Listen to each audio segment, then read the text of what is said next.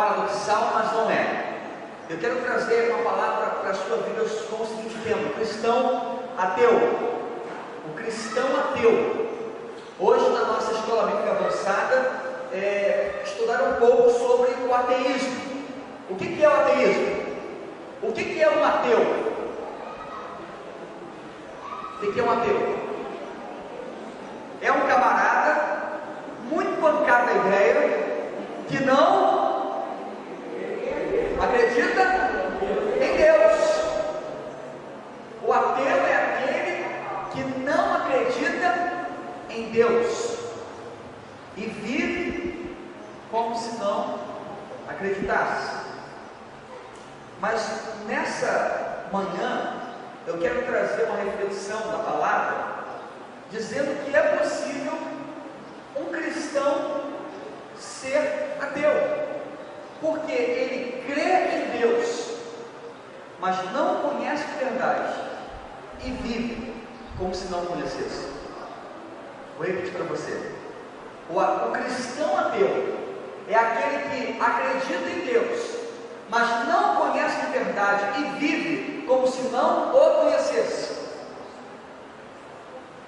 O ateu é aquele que não acredita em Deus e vive dessa maneira. O cristão ateu é aquele que crê em Deus, mas vive como se não acreditasse. Eu quero ler para você uma passagem da Bíblia. Essa passagem não está no seu esboço, você recebeu o esboço da mensagem de hoje, mas esse texto não está aí. Você pode acompanhar no projetor ou abrir sua Bíblia. Você pode abrir sua Bíblia lá no Evangelho de Mateus, no capítulo 22, no versículo 37 e 38. Mateus 22, 37 e 38. Diz assim a palavra. Quem achou diz amém. Amém. Quem está olhando para dar show diz amém também. Amém. Isso, então tá bom, vamos lá então.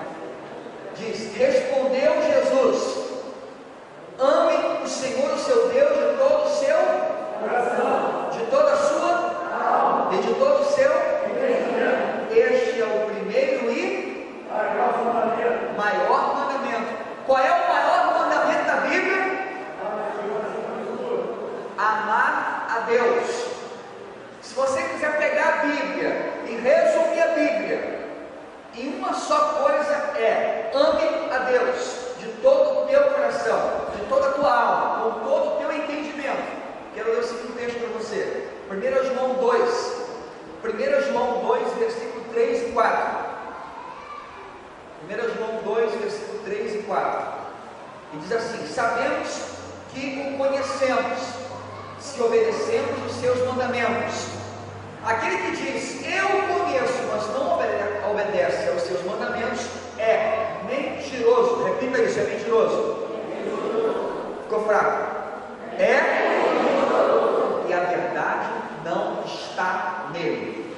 Quem escreveu isso? João. Está onde? Na Bíblia. O pastor inventou esse texto e colocou aqui.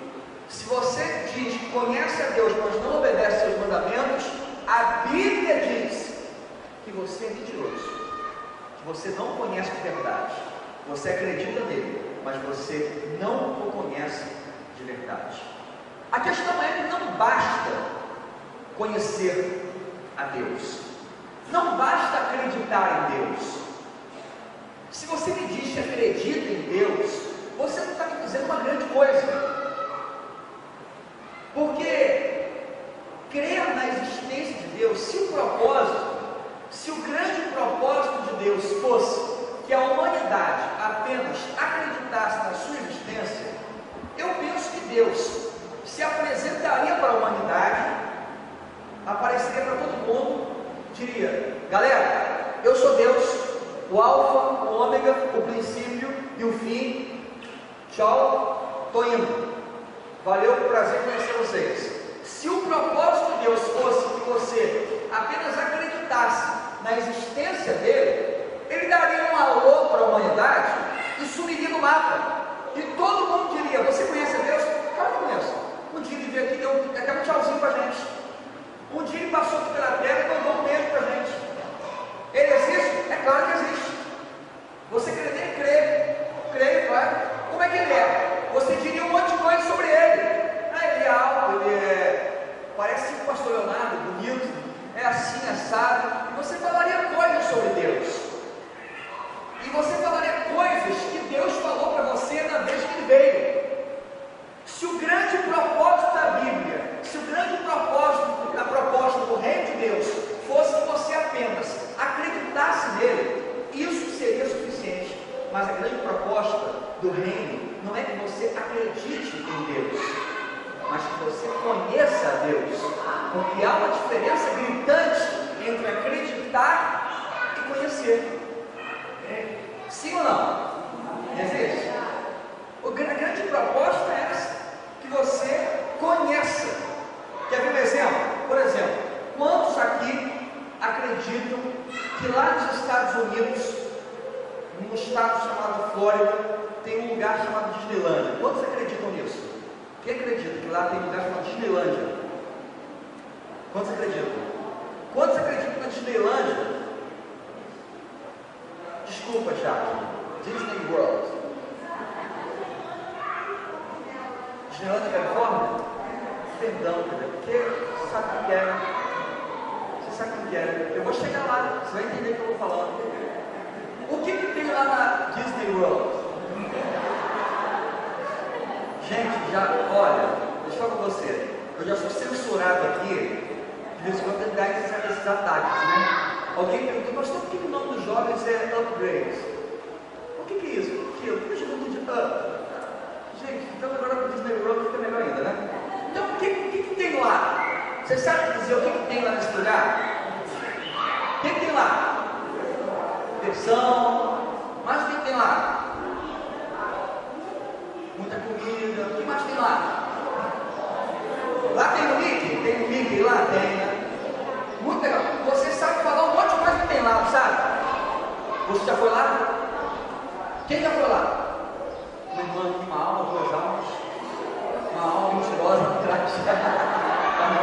Tem duas irmãs que foram lá porque moravam lá e vieram para cá porque lá não tinha um monte de coisa boa que tem aqui.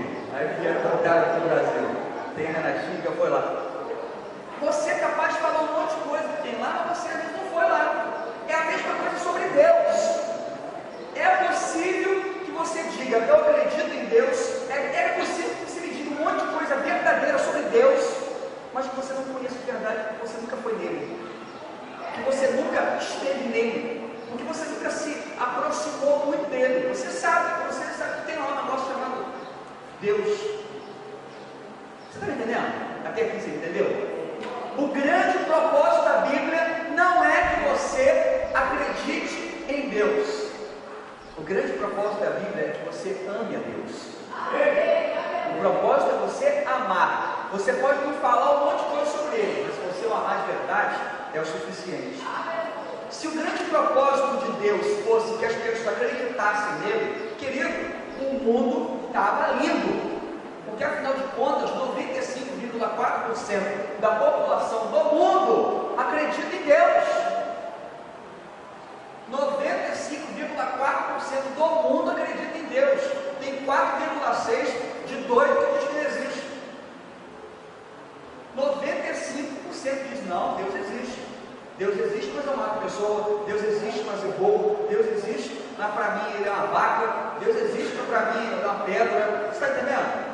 95% acredita na existência dele. E isso não é suficiente, porque Deus não quer que você apenas acredite na sua existência, mas que você o ame. Tiago 2,19, olha que texto, gente. Tiago 2,19, olha para esse texto. Você crê que existe um só Deus? Quem acredita que existe um só Deus aqui? Amém. Olha o que a Bíblia diz. Muito bem. Até mesmo os demônios creem e fazem mais do que você. Tremem. Se você me diz que acredita em Deus, eu quero dizer para você que o diabo vai mais que você. Porque ele crê e treme. Às vezes você crê e não treme. Não é por aí, irmão? Está vendo? O diabo crê, sabe quem ele é e teme o poder de Deus. Às vezes você acredita nele e não é impactado pela glória dele. O poder de Deus, olha que coisa louca, o poder de Deus influencia comportamento dos demônios. Olha que absurdo. O demônio, quando vê Deus, treme. Eu ouvi uma mensagem que eu achei muito engraçada, que um pastor disse que quando a gente aqui na terra tem um sonho, um pesadelo, você quando tem um pesadelo na terra, você sonha com um demônio, não é? Não é isso? Ai, sonhei com um demônio, que eu puxando o pé de noite e tal. Sexta-feira agora foi um dia lindo para sonhar por isso, né? Sexta-feira 13. Não foi? Ai, eu tive um sonho verdadeiro. Esse pastor disse que lá no inferno, o demônio quando sonha, quando tem pesadelo, ele sonha com Jesus. O demônio que a turbina cortou de madrugada, que é aquela tipo pesadelo com Jesus. Jesus estava vindo naquela glória, com o brilho celeste dele. Ai, morri de medo e fiquei com medo dele puxar meu pé e tal. Gente, até os demônios são impactados pela glória de Deus. E esse texto diz: se você acredita em Deus, você não faz uma grande coisa. Que crer pode ser até o seu primeiro passo, mas não pode ser o único passo da sua vida em relação a Ele. Crer atesta a existência, conhecer revela a intimidade. O que Deus quer ter contigo é a intimidade. A crença não é o mesmo que o conhecimento pessoal. Você só irá fazer a vontade de uma pessoa que você conhece de fato. Então, um ateu, ele não crê em Deus. Um cristão ateu se contenta apenas em crer em Deus e vive como se não conhecesse Ele. Porque todas as suas decisões não são afetadas pela glória dele. Que todos os seus postulados, todos os seus pensamentos, todas as suas ações, todas as suas palavras são articuladas sem a orientação dele. E um cristão genuíno é aquele que acredita em Deus, conhece, obedece a sua vontade e o serve de todo o seu coração. A minha pergunta para você nessa manhã é: você é um ateu? Um cristão ateu? Ou um cristão verdadeiro? Um verdadeiro discípulo de Jesus? Quantos aqui querem ser cada dia mais verdadeiros discípulos de Jesus, que não somente o conhecem, mas fazem a sua vontade? Levanta a mão assim. Glória a Deus por isso. Jeremias 29, versículo 13 diz: vocês me procurarão e me acharão quando me procurarem de todo o seu coração. Toda vez que você procurar Deus com todo o seu coração, você vai encontrá-lo. Quer ver uma coisa? Lembra que há 2 domingos atrás eu fiz um desafio para vocês? O desafio de abrir a Bíblia. Abra a sua Bíblia e Deus vai falar contigo. Quem fez isso? Quem abriu a Bíblia? Deus falou? Deus falou com quem? Levanta a mão, quem falou? Falou mesmo, se sentiu assim? Pedreira, ele falando? Que Deus quando fala é brincadeira não, gente. Deus quando fala, ele vem lá na raiz, ele vai certinho, não é isso? Então, por que você faz isso? Porque você quer conhecer a vontade do Senhor. Você busca de coração e você é achado, você o encontra também. Então, para que você que está buscando a Deus com uma fé sincera, para que você caminhe cada vez mais para ser um cristão legítimo, um verdadeiro discípulo de Jesus, e fugir dessa possibilidade triste de ser um cristão ateu que vive só crendo em Deus, mas não praticando isso de forma efetiva em sua vida. O que você deve fazer para fugir dessa maldição que assola a nossa geração? Em primeiro lugar, completa aí seu esboço, aí você que trouxe sua canetinha, a sua Bíblia. Em primeiro lugar, acredite que Deus deseja que você Deus deseja que você Deus quer que você o conheça. Deus quer que você o conheça.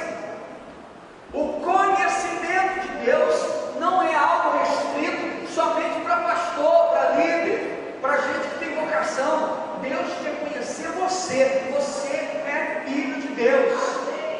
Ontem nós conversamos no upgrade, no culto dos jovens, sobre se dar um upgrade da sua identidade. E falamos sobre o filho pródigo. O filho pródigo estava na casa do pai. O filho pródigo comia na mesa do pai. E ele, quando decidiu colocar um pé para fora da casa do pai, onde ele foi parar? No pior lugar, fazendo a pior coisa. A sua identidade foi adulterada, porque ele começou a querer comer a comida do porco, a cuidar de porco. E para um judeu cuidar de porco é a pior coisa que existe. Então aquele jovem na lama, se enxergando como cuidador de porco, levantou a cabeça e falou assim: eu não sou cuidador de porco. E ele tirou a sua identidade do bolso e lembrou quem ele era. E lá está escrito: você é filho do rei, você é filho de um pai gracioso. E decidiu: levantar-me-ei e voltarei para a casa do meu pai. Querido, toda vez que você decide viver longe de Deus, a sua identidade, aquilo que você pensa a seu próprio respeito, sempre vai ser inferior. Quem sou eu para conhecer a Deus, pastor? Quem sou eu para conhecer a vontade de Deus? Você é filho. Você é filho de Deus. Ah, mas qual interesse que Deus tem em se relacionar comigo? Todo! Deus tem todo o interesse que você o conheça cada dia mais. Gente, Deus tem todo o interesse que você tenha uma autonomia espiritual para que você possa discernir qual seja a boa, a perfeita e agradável vontade de Deus. Embora nós sejamos uma igreja que compreendamos o valor didático do pastoreio, não é isso? Nós valorizamos o pastor, nós valorizamos a figura pastoral, nós obedecemos tudo que a Bíblia fala sobre esse assunto, mas eu quero, como seu pastor, eu quero dizer uma coisa: você não pode viver a sua vida espiritual dependente da minha. Você não pode viver escorado em mim assim: eu preciso saber a vontade de Deus. Pastor, namoro com fulano, com Beltrano. Querido, eu não sei. Como é que eu vou saber? Pergunta para o teu pai. Mas meu pai é contra, não é esse que eu estou falando do outro. O pai primeiro. Pergunta para o teu pai celestial o que ele acha disso. Coloca na oração, ora por esse assunto, ver se ele não vai falar com você, que dá abrir os teus olhos. Você está entendendo? Você precisa ter a sua intimidade com o seu pai. Então acredite, Deus deseja que você o conheça. Gálatas 4, 8 e 9. Antes, quando vocês não conheciam a Deus, eram escravos daqueles que por natureza não são deuses. Mas agora, conhecendo a Deus, ou melhor, sendo por Ele conhecido. Antes nós não conhecíamos, agora você tem a oportunidade de conhecer mais de Deus. Salmo 25, 14 diz: o Senhor confia os seus segredos aos que o temem. Meu sonho, aí Deus conta o sonho para alguém assim: o meu sonho é no carnaval de 2014, a gente acabar com essa bagunça do inferno lá no ano, invadir, ganhar a cidade para Cristo.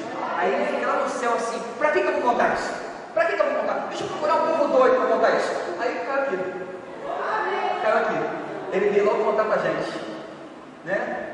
A agremiação aqui da galera que, né, acredita que Deus pode fazer uma grande diferença nessa geração. Amém? Deus quer revelar os seus segredos ao seu coração, assim como você quer revelar os seus para Ele. Deus quer que você o conheça de verdade. O que é conhecer a Deus? Pastor, como é que eu faço para conhecer a Deus? Qual o livro que eu estudo para conhecer a Deus? Bem, claro que a Bíblia é o livro para se conhecer a Deus. Mas quando eu falo sobre o conhecimento de Deus, eu não estou falando sobre um programa, gente. Eu não estou falando sobre um curso que você pode fazer. Sabe? Olha, para conhecer a Deus, você precisa primeiro fazer o curso tal, ser formado no curso tal, para depois conhecer. Não é isso que eu estou falando. Conhecer aqui é vida. Conhecer aqui é dia a dia. Conhecer aqui é você permitir a interferência dele nos seus planos, nos seus projetos, no seu dia a dia. Então não é um método, não é um programa, é um relacionamento. Quem está namorando aqui? Quem está namorando aqui? Tá, abaixa a mão. Quem está querendo? Galera, nossa. Faz uma obra se você quer. Você que está namorando, está querendo namorar. Já viu que tem um monte de adolescente? Você é pai adolescente, essa galera aí tá lá. Já viu que tem um monte de revistinha linda que ensina como é que se namora? Tititi. O que é lá? Capricho. É ou não é? Como é que se namora? Quer arrebentar um relacionamento? Pega essa revistinha e faz o seguinte: vou fazer tudo que está escrito nela. Vou fazer tudo que está escrito nela. Aí está lá, um roupão, um papel na mão, Aqui, número 1, que a pessoa diz, faça isso. Eu vou lá e faço isso. Faz isso que acontece, vai arrebentar o seu relacionamento. Sabe por quê? Porque relacionamento não é papel, é vida, é dia a dia. Eu sou muito, sabe, eu sou aquele amor. Você sabe, conhece essa música, né? Pessoas assim gostam. Quando você namora a Raquel, eu falo assim, Raquel, tem um filme lindo para ver com você. Vamos ver. Qual filme? Shakespeare apaixonado. Para você ver que eu abro, está apaixonado, gente. Shakespeare apaixonado. Então vamos ver o filme. E a Raquel tem um negócio, gente. Raquel, se ela não fosse crente, ela teria bola de cristal. Teria bola de cristal, com certeza. Porque ela começa a ver um negócio assim, fulano vai morrer. Fulano é assassino. Não vai dar certo esse namoro aí. Fala tudo. Eu tenho uma raiva de quem conta o final do filme para mim. Eu vi Titanic esperando aquele feliz viver. Você morreu. Fiquei até o fim esperando. Ele vai sair. Ele vai, não morreu. E comecei a ver e tal, Raquel. Isso vai terminar assim. Isso vai terminar assado. E isso, e aquilo. Eu, por fim, o Shakespeare perdeu a paixão toda, acabou. Desliguei. Não quero ver filme com você, não. Porque eu não consigo ver filme com você. Você não aguenta. É claro que agora, depois de 13 anos de casado, a gente já sabe, né? Já aprendeu como é que se faz, né? Já se alinhou. Mas esse era o meu ideal romântico. Só que no meu relacionamento pessoal foi diferente. Assim como você também foi diferente. Assim como você também tentou uma coisa e viu que na realidade era outro caminho. Sabe por quê? Porque relacionamento se faz no dia a dia. E não com regra, não com papel na mão. Deus quer se relacionar com você. Sabe como vai acontecer isso? O dia que você começar a entender que não basta pegar, meu amigo, esse livro aqui que é uma benção, que é o nosso livro de regra de fé e prática. Mas você pegar ele, botar debaixo do braço e vir domingo para a igreja, se você não colocar dentro do seu coração de segunda a sábado, não adianta nada. Não adianta nada. Você vai falar um monte de coisa linda sobre Deus, mas não conhece de verdade, porque não tem intimidade com Ele. Segundo lugar, creia que Deus deseja desenvolver um relacionamento pessoal com você. Deus deseja desenvolver um relacionamento pessoal. Então completa aí. Relacionamento. Atos 17, 27. Deus fez isso para que os homens o buscassem. E talvez tateando pudesse ser encontrado, embora não esteja longe de cada um de nós. Deus não está longe. Você pode repetir isso? Deus não está longe. Deus não é um Deus de longe, é um Deus de perto. É o Deus do dia a dia, é o Deus da sua vida. Creia que Deus quer desenvolver com você um relacionamento pessoal. Deus não quer se esconder, gente. Deus quer se revelar a você. Desde o início da história da revelação, Deus tem se aproximado da humanidade. Lá no passado, Deus falava, sabe como é que Deus falava com os homens? Falava assim, eu vou falar com o profeta tal. Aí chegava o profeta, a parada é o seguinte, eu quero que você fale com o meu povo, isso. Aí o profeta, em nome de Deus, falava com o povo aquilo que Deus tinha dito para ele. Entendeu? Lindo. O povo, nossa, Deus falou com a gente. Maravilhoso. Aí Deus avançou um pouquinho mais e falou assim, eu quero parar de falar com o povo, de mandar recado. Eu mesmo vou falar com esse povo.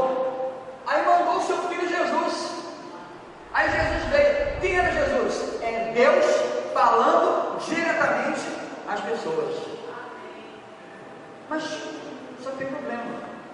Jesus, enquanto esteve na terra, ele só pôde falar para as pessoas que estavam ao alcance da sua voz, do seu contexto, daquele tempo.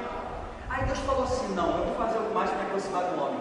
Eu vou enviar o meu Espírito Santo e vou falar com cada um deles em todo lugar, em todo tempo, em qualquer língua, eu vou falar.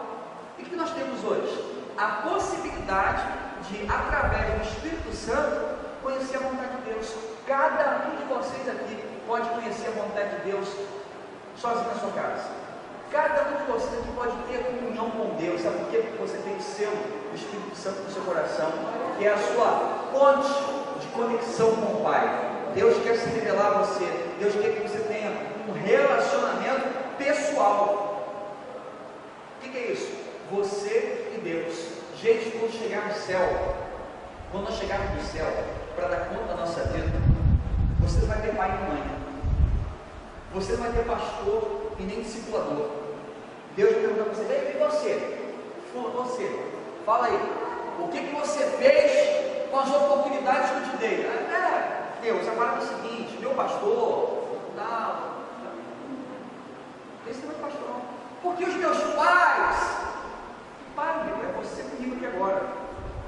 Você precisava ter desenvolvido um relacionamento pessoal comigo, não fez? Apartai de mim, porque eu não te conheço. A base para entrar no céu vai ser o conhecimento, a intimidade com Deus. Você tem essa intimidade com o Pai? Tem? Terceiro lugar, busque intensamente ter intimidade. Intimidade com Deus.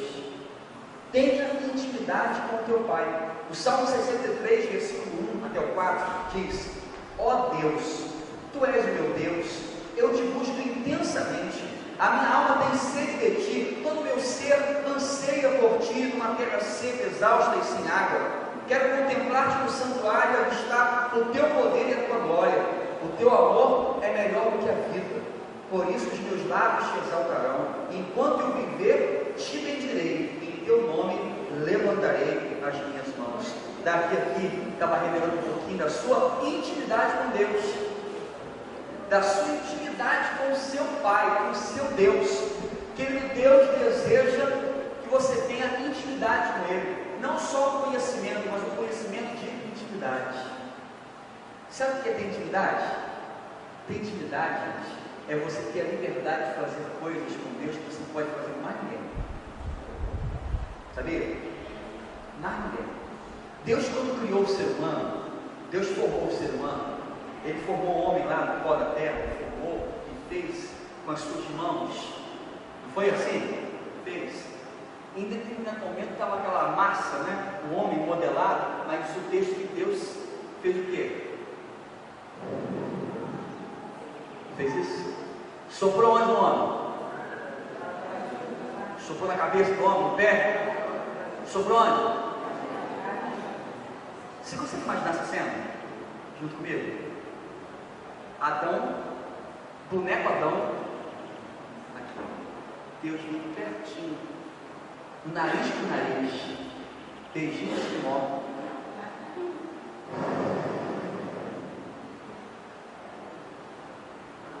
Hein? Quer ver como isso é uma coisa muito séria? Você pode fazer isso com o colega que está do seu lado, né? Dá uma baforada no nariz que está do seu lado. Tem que relaxar. Talvez o esposo da esposa até faça, que a esposa ama muito o esposo. Depois em casa vai dar uma briga. Eu falei com você escovar o dente. Não é? Sabe por quê? Porque para soprar no nariz do outro, tem que ter intimidade. Você não faz isso com qualquer pessoa. Deus, quando criou o homem, chamou ele para perto e buscou ter intimidade com ele. Aí o homem bonzão que era, o que fez? Deu no pé, que vivia a sua própria vida. Mas o propósito de Deus era o quê? Intimidade. Nariz com nariz. Era o que Deus queria. Deus quer ter essa intimidade com você. Tem gente que acha que Deus é tão poderoso, está lá no céu preocupado com a Síria. Deus está tão poderoso, preocupado com a fome no mundo, que Deus não vai se preocupar, pastor, com o meu carro, que está furando o pneu direto. Eu não sei que demônio é esse que está furando o pneu do meu carro. Deus não vai se preocupar com isso, né? Deus é um Deus tão preocupado com coisas mais prioritárias, que Ele vai se preocupar. Eu acho que não é, eu acho que é pecado orar por isso. Orar porque eu estou com crise no meu casamento, estou em batendo bem. Acho que Deus tem tanta coisa para se preocupar. Deus é o Deus de intimidade. Deus é o Deus que se preocupa com a sua vida. Deus é o Deus que se preocupa com o seu casamento, com a criação dos seus filhos. Deus é o Deus que você pode invocar, sabe onde hoje? Hoje você vai fazer, porque hoje tem comida na igreja. Hoje tem almoço na igreja, você vai cozinhar a casa, você vai fazer greve, vai protesto. Os caras pintados, as irmãs caras pintadas, vão ser todos na cozinha da igreja, os maridos, né, ficarem aqui e vai lanchar com a gente, tá? Então você pode buscar intimidade com Deus na cozinha. Gente, olha, existe um lugar na casa que é um santuário de oração. Não sei se na sua assim também. De oração e de adoração. Quando eu estou sozinho lá, é alto clamor a Deus. Não sei se contigo é assim também. Adivinha onde? No banheiro.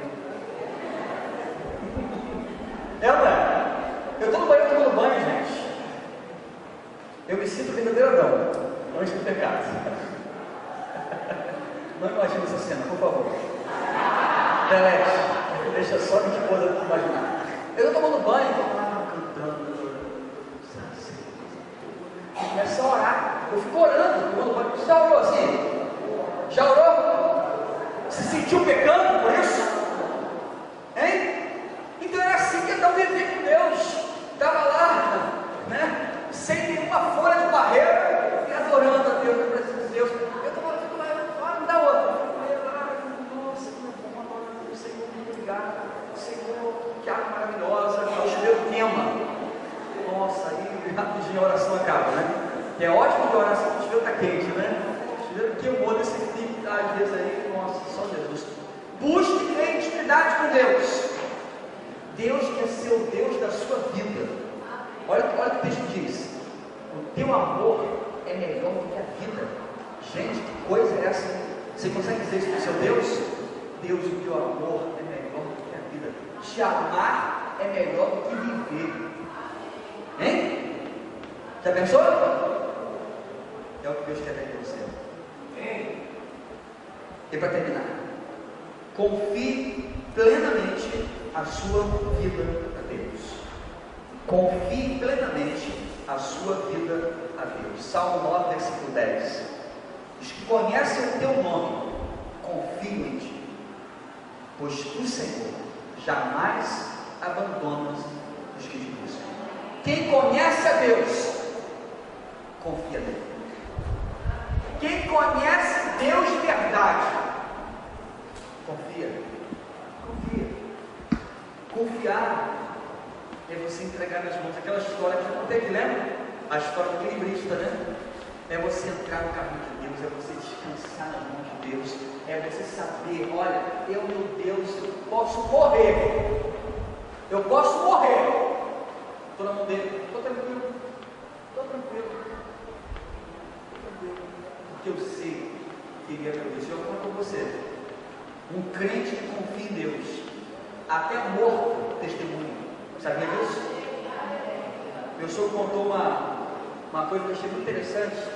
Quando ele estava no Rio ainda, ele foi ao hospital para, né, fazer um irmão dele faleceu e foi lá para vestir o morto.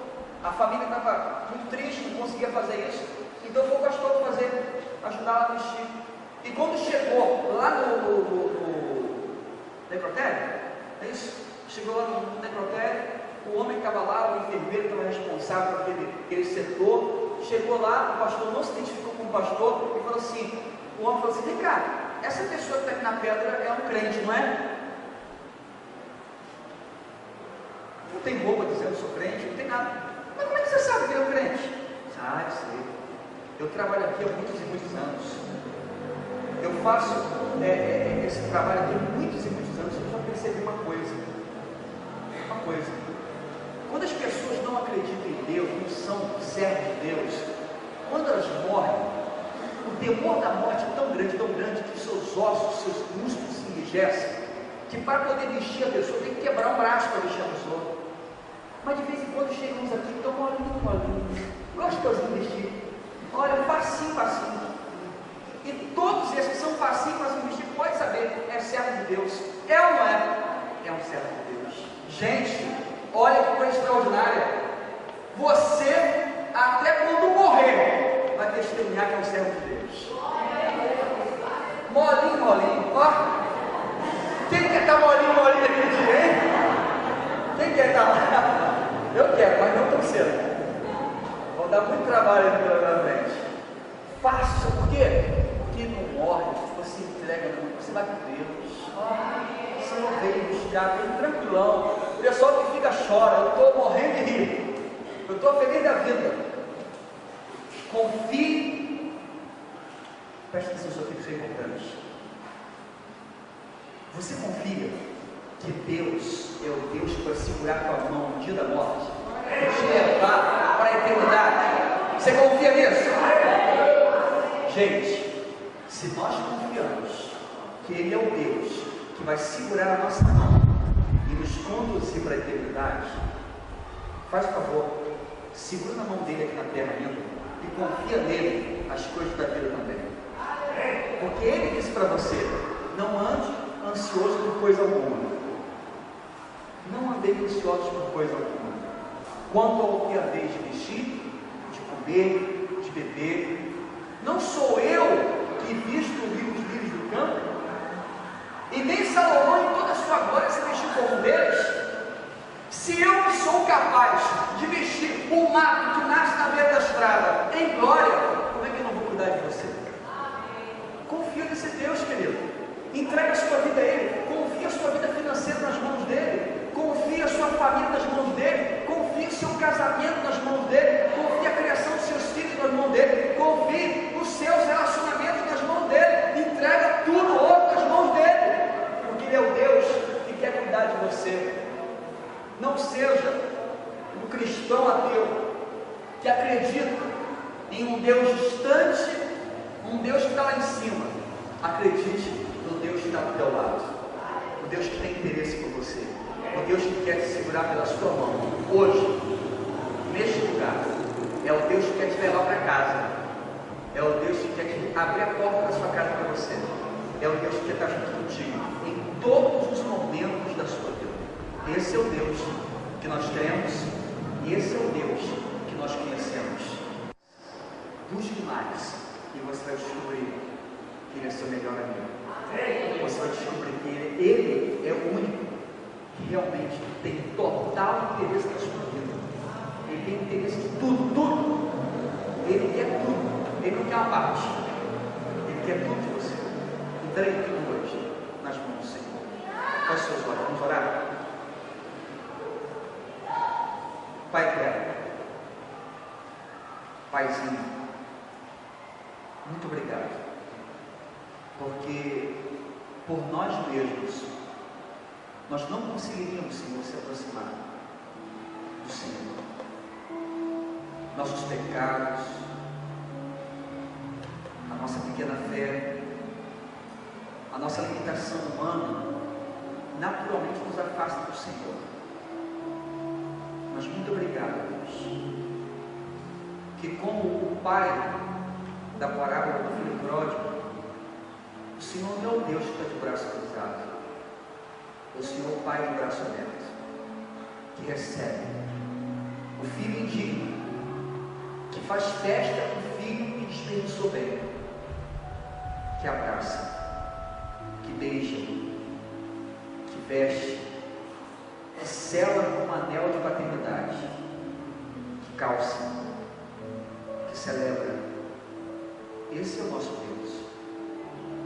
Senhor, ajuda-nos a avançar do conhecimento que temos a seu respeito para a intimidade contigo. Não queremos, ó Deus, ser um povo que sabe articular bem as doutrinas da Bíblia. Nós queremos ser um povo que fale das experiências que nós vivemos contigo hoje. Nós não queremos ser um povo que saiba dialogar e dar assertivas sobre a prática da oração. Nós queremos, ó Pai, simplesmente declarar ao mundo que hoje nós tivemos uma longa conversa com Deus. Não queremos ser, ó Deus, daqueles que acreditam em um Deus distante, um Deus que vai nos garantir a eternidade do céu apenas. mas queremos ser daqueles que sabem que o pão da nossa mesa amanhã, que a nossa dificuldade dentro de casa, que a nossa dificuldade com a esposa, com o esposo, com o filho, com a família, com o trabalho, está tudo isso nas tuas mãos. É o Deus que se importa com o dia a dia, é o Deus que se importa com a nossa vida, é o Deus da nossa vida. Senhor, queremos conhecê-lo mais, queremos ter intimidade com Jesus, Senhor. Queremos voltar ao ideal do Éden, nariz com nariz, e sentir o teu sopro, Senhor, em nós. Que é isso, ó Deus, senão a pneuma do Espírito, o sopro do Espírito Santo sobre nós, que ainda hoje permanece. É assim que queremos viver, Deus. É assim que nós queremos viver. Ajuda-nos para conhecê-lo mais, a começar a praticar a oração que vê o Pai Celestial como o Abba, o Paizinho. Senhor, nós queremos te amar com todo o nosso coração, porque o grande convite da Bíblia nunca foi para que nós acreditássemos no Senhor, mas para que nós desenvolvêssemos uma relação de amor contigo. Ensina-nos, ó Deus, a amar o Senhor de todo o nosso coração, de toda a nossa alma, de todo o nosso entendimento. É o que nós pedimos nessa manhã, no nome de Jesus. Amém. Que Deus abençoe a sua vida. Amém?